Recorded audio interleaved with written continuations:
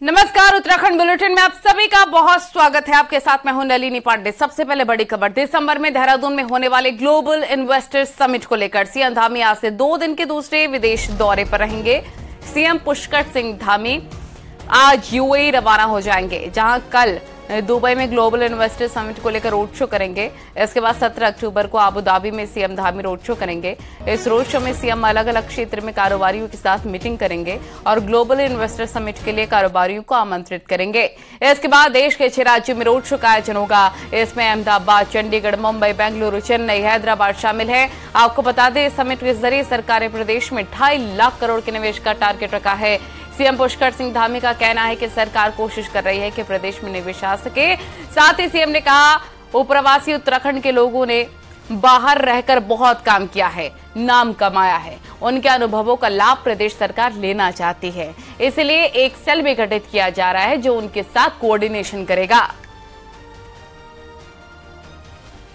अप्रवासी भारतीयों के लिए, चूंकि पूरी दुनिया के अंदर हमारे उत्तराखंड से गए हुए भाई बहन विभिन्न क्षेत्रों में उन्होंने अनेकों उपलब्धियां हासिल की हैं। अपने परिश्रम से, मेहनत से उन्होंने बहुत काम किया है, अपना नाम भी बनाया है, एक स्थान प्राप्त किया है। वो हमारे उत्तराखंड फिर से आना चाहते हैं, अपनी जन्मभूमि में, अपने पितरों की भूमि में फिर से काम करना चाहते हैं। तो उनको किसी प्रकार की असुविधा न हो, आसानी से वो हमसे कनेक्ट हो पाएं। राज्य के लिए जो योगदान देना चाहते हैं, अपने मूल स्थान के लिए योगदान करना चाहते हैं, राज्य में अनेकों क्षेत्रों में वो अपना काम करना चाहते हैं, तो उनके लिए अप्रवासी ये सेल हमने गठित किया है, जो सबसे साथ समन्वय करके उनकी कोई भी परेशानी हो या किसी प्रकार का वो काम करना चाहते हैं तो उसमें सहयोग प्रदान। पिथौरागढ़ के धारचूला से कांग्रेस विधायक हरीश धामी ने पीएम नरेंद्र मोदी और सीएम पुष्कर सिंह धामी का धन्यवाद दिया है। इसके साथ ही हरीश धामी ने कहा, पीएम मोदी के पिथौरागढ़ के दूरस्थ क्षेत्र गुंजी और आदि कैलाश की यात्रा से इस इलाके में जहां पर्यटन बढ़ेगा, इसका फायदा धारचूला सहित पूरे उत्तराखंड को मिलेगा। आपको बता दें, 12 अक्टूबर को पीएम मोदी पिथौरागढ़ के दौरे पर थे, जहां पीएम ने पिथौरागढ़ को करोड़ों के विकास योजनाओं की बड़ी सौगात दी। माननीय प्रधानमंत्री नरेंद्र मोदी जी का बहुत बहुत धन्यवाद करता हूं और साथ ही माननीय मुख्यमंत्री जी का धन्यवाद करता हूं कि आपने दूरस्थ क्षेत्र हमारा जो है आदि कैलाश और गुंजी जैसे क्षेत्र का भ्रमण किया, जिससे निश्चित तौर पर केवल धारचूला विधानसभा को ही नहीं, पूरे उत्तराखंड को पर्यटन की दृष्टि से बहुत ज्यादा जो है इसका फायदा मिलेगा। और जो वहां पर विकास कार्य रुके हैं, वो विकास कार्य भी तत्काल प्रभाव से शुरू होंगे। उसके लिए मैं माननीय प्रधानमंत्री जी का बहुत बहुत आभार व्यक्त करता हूं और उनका बहुत बहुत धन्यवाद करता हूं अपने समस्त विधानसभा क्षेत्र धारचूला की ओर से, और साथ ही माननीय मुख्यमंत्री जी का भी बहुत बहुत धन्यवाद और आभार व्यक्त करता हूं। जय हिंद, जय भारत, जय उत्तराखंड। प्रधानमंत्री नरेंद्र मोदी के पिथौरागढ़ के दौरे में दिए गए विजन को अब कैसे साकार किया जाए, इस दिशा में सरकार ने काम करना शुरू कर दिया है। मुख्यमंत्री पुष्कर सिंह धामी ने मुख्यमंत्री आवास में अधिकारियों की मीटिंग ली। इसमें अधिकारियों को बॉर्डर इलाकों में चलाए जा रहे विकास कार्यों को प्राथमिकता के आधार पर पूरा करने के निर्देश दिए।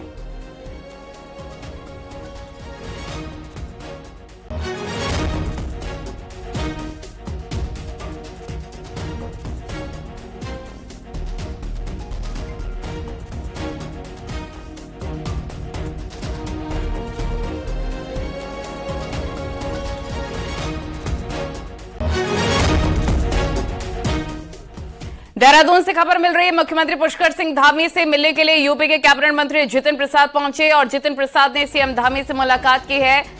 मंत्री आवास में ये मुलाकात हुई और ये शिष्टाचार भेंट बताई जा रही है।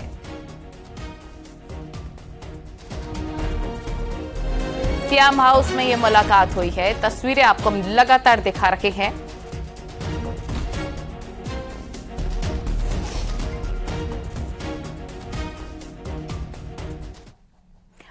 कॉर्पोरेट घोटाले में सीबीआई ने एक्शन शुरू कर दिया। शनिवार को सीबीआई ने पूर्व आईएफएफ के हरिद्वार स्थित घर पर छापेमारी की।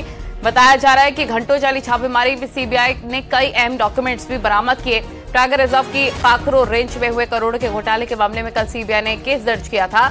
अभी तक विजिलेंस मामले की जांच कर रही है। केस दर्ज करते ही हरकत में आई सीबीआई ने पूर्व आईएफएस किशन चंद और पूर्व वन रेंज अधिकारी ब्रज बिहारी शर्मा के देहरादून स्थित मकान पर छापेमारी की। मामला 2019 के पाखरो रेंज में टाइगर सफारी के निर्माण के दौरान का है। पूर्व आईएफएस किशन चंद को विजिलेंस ने पिछले साल गिरफ्तार किया था। फिलहाल किशन चंद जमानत पर बाहर चल रहे हैं।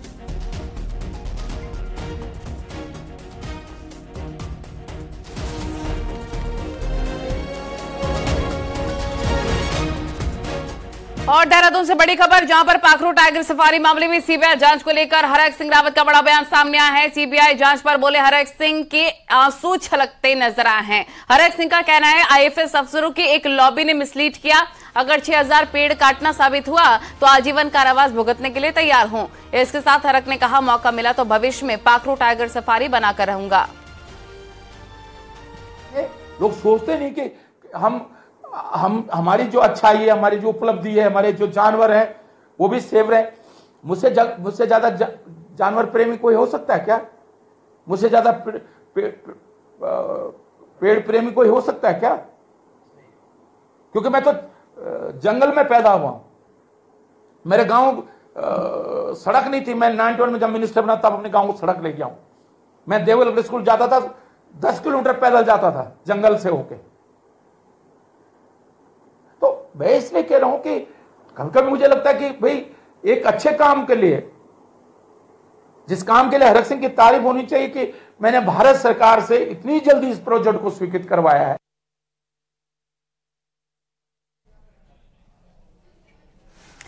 और देहरादून से बड़ी खबर, जहां मसूरी विधानसभा के दानियों का डांडा में पीडब्ल्यूडी ने प्राइवेट जमीन पर सड़क बना दी। गांव वालों ने पीडब्ल्यूडी पर बिना मुआवजे दिए सड़क बनाने का आरोप लगाया। वहीं सूचना आयोग के आदेश में खुलासा हुआ कि नगर निगम और पीडब्ल्यूडी के बीच गलत एमओयू हुआ है।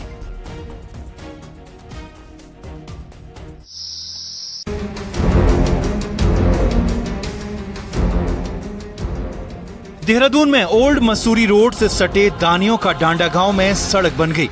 प्राइवेट जमीन से गुजरने और एक प्राइवेट होटल को कनेक्ट करने वाली सड़क पर अब सवाल खड़े हो गए हैं। तो गांव वाले मुआवजे के लिए भटक रहे हैं। ऐसा क्यों हो रहा है और फर्जीवाड़ा कैसे हुआ, आप जरा इस कहानी को समझिए। आरटीआई और राज्य सूचना आयुक्त योगेश भट्ट के आदेश से खुलासा हुआ कि दानियों का डांडा में सड़क बनाने के लिए नगर निगम और पीडब्ल्यूडी ने एमओयू यानी समझौता किया। पर पता चला कि जिस रोड के लिए समझौता हुआ वहाँ नगर निगम की जमीन ही नहीं थी। आयोग में सुनवाई में उस वक्त नगर निगम के एग्जीक्यूटिव इंजीनियर अनूप भटनागर ने कोई एमओयू नहीं होने की बात कही, जबकि नगर निगम ने एमओयू कैंसिल होने की बात कही। तब सवाल खड़ा हुआ कि जब जमीन नगर निगम की थी ही नहीं तो एमओयू किया क्यों, और वो भी कि पीडब्ल्यूडी किसके आदेश पर सड़क बना रहा है, वो भी प्राइवेट जमीन पर। इसी गोलमाल, घालमेल और अलग अलग बातों से वो गांव वाले परेशान हैं जिनकी जमीन पर बिना पूछे सड़क बना दी गई। हमारा ये कहना है कि अगर तो उनको रास्ते की जरूरत है तो वो हमें इतनी जमीन कहीं दे दें खरीद के, या हमें मतलब जो कंपनसेशन दे, इसका मतलब जो भी गवर्नमेंट का रूल सरकारी नियम है जो उसके हिसाब से दे। नहीं, हमारे से नहीं पूछा गया। ये तो हम पक्की करने से रोका गया है ना। वैसे रास्ता तो ये चल ही रहा था जब से इन्होंने बंदोबस्त में, रास्ता हमने भी नहीं रोका, पर हमने जब रोका हमने कहा पक्की नहीं होने दें जब तक हमारा। सड़क पर सवाल उठ रहे हैं तो शासन, पीडब्ल्यूडी, नगर निगम पर भी सवाल खड़े हो रहे हैं। लोकल विधायक और मंत्री गणेश जोशी भी हैरान है कि आखिर नगर निगम और पीडब्ल्यूडी ने ऐसा किया कैसे। तो कांग्रेस ने मुख्यमंत्री से फर्जी रजिस्ट्री की तरह इस सड़क की एसआईटी जांच की मांग की है। पीडब्ल्यूडी अगर किसी की प्राइवेट लैंड पर सड़क बनाती है, उसी अधिकृत करती है, तो उसके मानक के अनुरूप मुआवजा उसको मिलना चाहिए। बिना आपस में नगर निगम और उसमें बातचीत हुई सड़क बन गई। मुझे आज समाचार पत्रों के माध्यम से ज्ञान हुआ है और मैंने इसका संज्ञान लिया है, और जो जायज मुआवजा है प्रभावितों को दिया जाएगा। कि बहुत गहन जांच होनी चाहिए। एसआईटी की मांग करता हूं, माननीय मुख्यमंत्री जी को एसआईटी की जांच बैठानी चाहिए। जिस तरह से जमीन फर्जीवाड़ा खुलासा हुआ, उसका फर्जी दस्तखत बना करके किसी की जमीन किसी के नाम कर दी गई, वो उसी प्रकार से ग्रामीणों की जमीन, जो ग्रामीणों ने सड़क की मांग ही नहीं करी, उनकी जमीन पर नगर निगम और पीडब्ल्यूडी ने एक एमओयू कर लिया। पीडब्ल्यूडी उसमें करोड़ों रुपए खर्च करके सड़क बना रहा है। एक निजी होटल को फायदा पहुंचाने के लिए ग्रामीणों की सड़क पर फर्जी एमओयू करके कई बार गांव की बेचारी जनता आंदोलन करते करते थक जाती है और अफसर मामलों को फाइलों में दबाकर फुटबॉल बना देते हैं। लेकिन राजधानी देहरादून में पीडब्ल्यूडी और नगर निगम ने ऐसा अनोखा कारनामा किया कि समझौता करके प्राइवेट जमीन पर ही सड़क बना दी, जो कि भविष्य में दूसरे अफसरों के लिए उदाहरण भी बन सकता है। देहरादून से न्यूज़ 18 के लिए दीपांकर भट्ट की रिपोर्ट।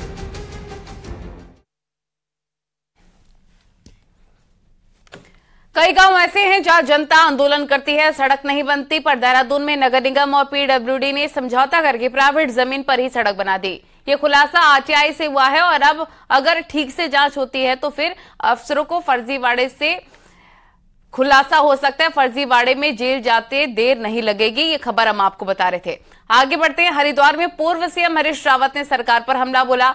हरीश रावत ने राज्य सरकार पर निकाय चुनाव को टालने का आरोप लगाया है। हरीश रावत का कहना है सरकार हार के डर से घबरा रही है, इसलिए निकाय चुनाव नहीं कराना चाहती।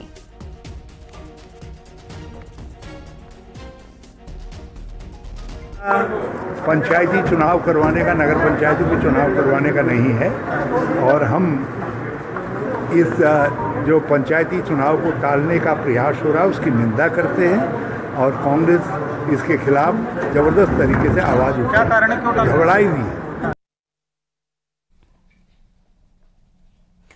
हल्द्वानी में आंखों से दिव्यांग बच्चों को पढ़ाने वाली संस्था नैप के संचालक और महासचिव श्याम धानक ने यौन शोषण के गंभीर आरोप उन पर लगे हैं। धानक पर आरोप ऐसे कि 13 साल की बच्ची ने ये गंभीर आरोप लगाए हैं जो अपनी आंखों से दुनिया नहीं देख सकती। इस बच्चे की मां की शिकायत के बाद पूरी घटना का खुलासा हुआ। नैप हल्द्वानी का एक नामी संस्था है जहां आए दिन शहर के बड़े बड़े लोग दिव्यांग बच्चों के साथ अपनी खुशियां शेयर करने आते हैं। इसलिए शहर के लोग भी नैप संस्था के संचालक की करतूत सुनकर हैरान है। नैप में रहकर 100 से ज्यादा दिव्यांग बच्चे पढ़ाई करते हैं। पुलिस अब दूसरे बच्चों से भी पूछताछ करने की तैयारी में है, जिससे धाने के काली करतूत के पुरानी कहानी भी साफ हो पाए। एसएसपी महोदय द्वारा जांच कराई गई। जांच में जो उसमें एलिगेशंस लगे थे वो सत्य पाए गए और उसी के आधार पर अभियोग पंजीकृत किया गया है और अभियोग पंजीकृत करने के बाद मजिस्ट्रेट के सामने 164 धारा 164 के बयान कराए गए हैं और बयानों के आधार पर महासचिव को अरेस्ट किया गया है और आज माननीय न्यायालय के सामने प्रस्तुत किया जाएगा। मौसम विज्ञान केंद्र ने उत्तराखंड के कई इलाकों में आज बारिश का अलर्ट जारी किया है। मैदानी जिलों में हल्की बारिश तो पहाड़ों में बर्फबारी के आसार हैं। मौसम विज्ञान केंद्र के निदेशक विक्रम सिंह का कहना है प्रदेश में हल्की बारिश से तापमान में गिरावट देखने को मिलेगी।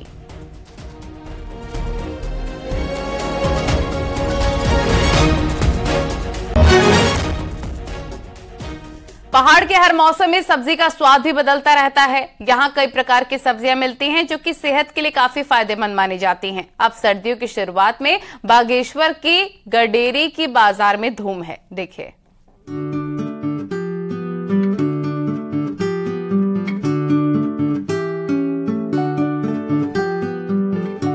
बागेश्वर के दूरस्थ क्षेत्र में पैदा होने वाली गडेरी की फसल अब पहाड़ की सीमाएं लांघकर मैदानी इलाकों तक धूम मचाने लगी है। पहाड़ी सब्जी गडेरी की डिमांड दिनों दिन बढ़ने से किसानों को अच्छी आय मिल रही है। यहाँ पहाड़ों में गडेरी एक विशेष जाड़ों में इंतजार रहता है कि गडेरी की सब्जी बनेगी घरों में, तो इसमें गडेरी की फसल आ चुकी है मार्केट में।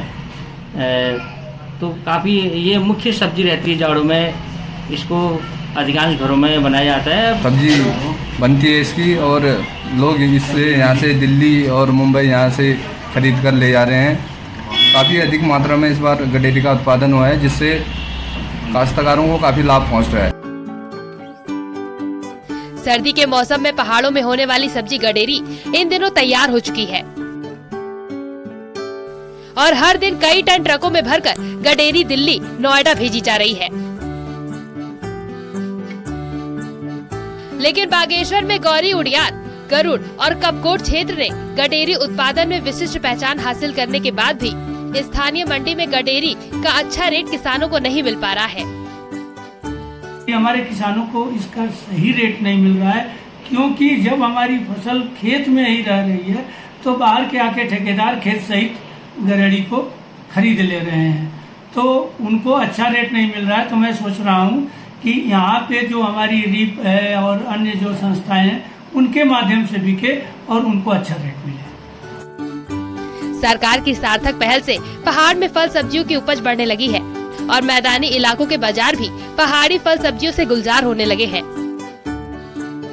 और इन फल सब्जियों की डिमांड बढ़ने से पहाड़ी किसानों को बेहतर भविष्य की आस जागी है। न्यूज़ 18 के लिए बागेश्वर से सुष्मिता थापा की रिपोर्ट।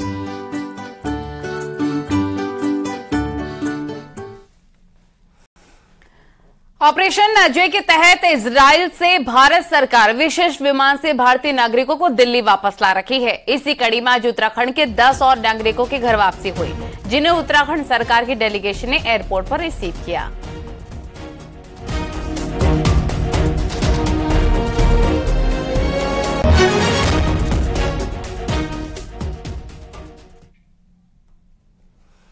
साढ़े 3 महीने बंद रहने के बाद कॉर्बेट नेशनल पार्क के बिजरानी और गर्जिया जोन पर्यटकों के लिए खोल दिए गए हैं। यहां के बिजरानी जोन में कॉर्बेट के डायरेक्टर ने हरी झंडी दिखाकर पहले दिन की पहली पाली में पर्यटकों को जोन में प्रवेश कराया। देश के विभिन्न जगहों से आए पर्यटकों में पहली पाली में जाने की गजब की उत्सुकता देखने को मिली। वनराज का रोमांच पर्यटकों पर काफी देखने को मिला। पर्यटक वनराज की एक झलक पाने को आतुर नजर आए। हम लोग ठंड को लेके तो अभी बिल्कुल चिंता ही नहीं कर रहे हैं। हम लोग फर्स्ट वंस हैं जो रीओपनिंग के बाद एंटर हो रहे हैं, तो हम लोग इस चीज़ को लेके बहुत खुश हैं, बहुत एक्साइटेड हैं एंड लेट्स होप कि हम, क्योंकि इतने दिनों बाद ये खुल रहा है, तो हमें टाइगर आज दिख ही जाए। Tigers the focus is tigers and we kind of thought of okay, पहला हो तो अच्छी बात है, that's why we planned well ahead. Corbett tiger reserve के 2 प्रमुख जोन आज खुल गए हैं, बिजरानी और गर्जिया, और दोनों जोन की बुकिंग फुल चल रही है इस समय। जो टूरिस्ट इस बार गर्जिया और बिजरानी जोन का भ्रमण करेंगे, उन्हें उनके लिए सारी तैयारियां पूरी हैं। टिहरी में मेगा प्रोजेक्ट के तहत टिहरी झील और आसपास के क्षेत्र में पर्यटन डेवलपमेंट किया जाना है, लेकिन ये डेवलपमेंट सिर्फ सर्वे तक सीमित रह गया है। इसको लेकर स्थानीय लोगों ने सवाल उठाए हैं।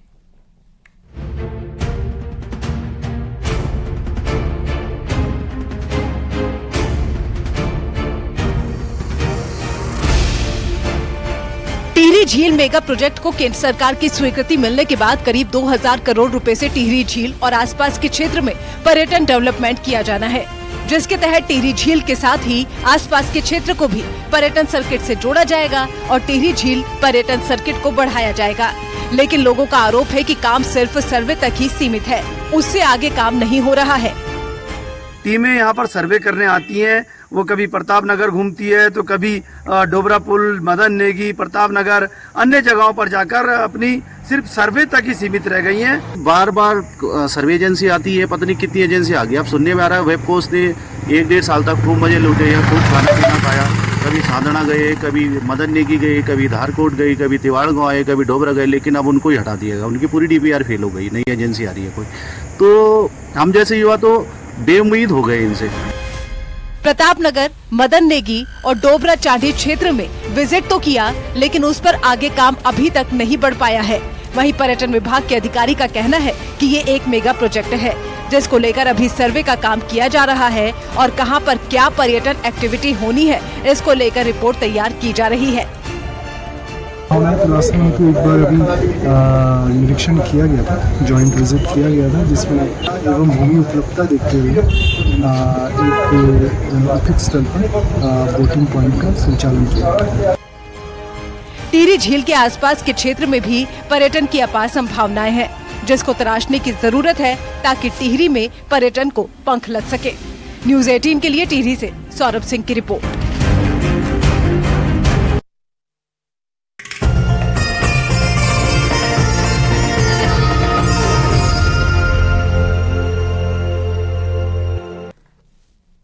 और आज से शारदीय नवरात्रों की शुरुआत हो चुकी है। नवरात्रों के 9 दिन मां भगवती के सभी स्वरूपों की पूजा की जाती है।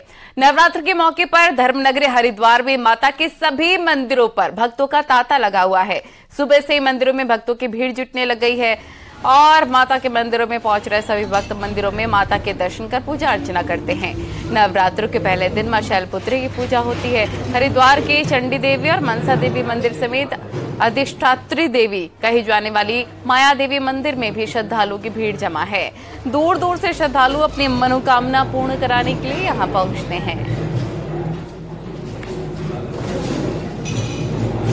प्यार से मनाया जाता है हमारा त्योहार और इतना अमेजिंग त्योहार लगता है ये। जब ये आता है तो इतनी अच्छी वाइब्स आती हैं हमारे अंदर, मतलब बहुत ज़्यादा अमेजिंग है। पहले हम गए मनसा देवी मंदिर, वहाँ जाके बहुत अमेजिंग चीज़ें देखी, बहुत कुछ नया देखने को मिला। अब हम आए माया देवी मंदिर। अच्छा लग रहा है, इतना सुंदर मंदिर सजाया हुआ है। हम लोग तो सुबह बहुत जल्दी उठ के पहले मनसा देवी गए थे, वहाँ दर्शन करे, फिर हम यहाँ आए माया देवी मंदिर। नवरात्रों के दिनों में हाँ, अभी तो सुबह का टाइम है इसलिए कम भीड़ है। थोड़ी देर बाद शाम को तो यहाँ पे बहुत ज़्यादा भीड़ होती है और पूरे 9 दिन माता रानी के पास ऐसी ही भीड़ रहती है यहाँ पर। आज नवरात्रि शुरू होते ही माता के दरबार में भक्तों की रौनक बढ़ गई है। हरिद्वार की अधिष्ठात्री देवी कही जाने वाली माया देवी मंदिर पर इस वक्त हम मौजूद हैं और यहाँ पर भक्तों का तांता लगा हुआ है। सुबह से ही यहाँ पर 4 बजे से भक्तों की लाइनें यहाँ पर लगनी शुरू हो गई हैं। देखा जा सकता है साफ तौर पर कि मंदिरों को किस तरह से यहाँ पर सजाया गया है और जो सजावट का जो काम है वो अभी तक जारी है। हरिद्वार की माया देवी मंदिर को अधिष्ठात्री देवी यहाँ की कहा जाता है। आज से माँ भगवती के 9 स्वरूपों की पूजा आराधना की जाती है और जो भक्त हैं वो घट स्थापना के बाद मंदिरों में पहुँचते हैं और मंदिरों में पहुँचकर पूजा अर्चना करते हैं। नवरात्रों के मौके पर हरिद्वार में चंडी देवी मंदिर और मनसा देवी मंदिर समेत अन्य जो माता के मंदिर हैं सभी में अच्छी खासी भीड़ भक्तों की श्रद्धालुओं की देखी जा रही है। यहाँ पर तस्वीरों में हम दिखाना चाहेंगे कि किस तरह से यहाँ पर भक्तों की अच्छी खासी भीड़ है, वो मंदिरों में पहुँच रहे हैं, दर्शन कर रहे हैं और उसके अलावा जो यहाँ पर पुजारी हैं, मुख्य पुजारी हैं, वो उनकी पूजा पूरी विधि विधान से करा रहे हैं और भक्तों में खासा उत्साह देखा जा रहा है। श्रद्धालु बहुत बढ़ चढ़कर जो है माँ भगवती की पूजा आराधना यहाँ पर कर रहे हैं और अगले 9 दिनों तक, नवरात्रों के 9 दिनों तक कमोवेश इसी तरह की स्थिति माता के सभी मंदिरों की हरिद्वार में रहने वाली है। न्यूज़ 18 पुलकित शुक्ला, हरिद्वार। आज से शारदीय नवरात्र शुरू हो गए हैं। जिले भर के मंदिरों में श्रद्धालुओं की भीड़ लगी हुई है। 9 दिन तक मां के 9 रूपों की पूजा अर्चना होती है। मंदिरों में पूजा के साथ ही घरों में भी लोगों ने उपवास रखना, अर्चना पूजा करना शुरू कर दिया है। करता है आने वाले सीजन के लिए, क्योंकि ये एक ट्रांजिशन कहलाता है, तो निश्चित रूप से ये शक्ति का प्रतीक है। हमें शक्ति देती है माँ आगे आने वाले समय के लिए। माँ के नवरात्र में बस यही, इनकी कृपा अभी बहुत ज़्यादा रहती है ना। इन समय में आप जितनी भक्ति और शक्ति से इनकी आराधना करेंगे, है ना, वो पूर्ण फल आपको प्रदान करेगी। ये विश्वास और आस्था के साथ भगवती के दरबार में आते हैं हम लोग। देहरादून एसटीएफ की एएनटीएफ फोर्स ने 2 नशा तस्करों को गिरफ्तार कर लिया है और दोनों तस्करों से करीब 26 लाख रुपए की 260 ग्राम स्मैक बरामद हुई है। खबरें लगातार जारी है, वक्त बहुत ही छोटे से ब्रेक का।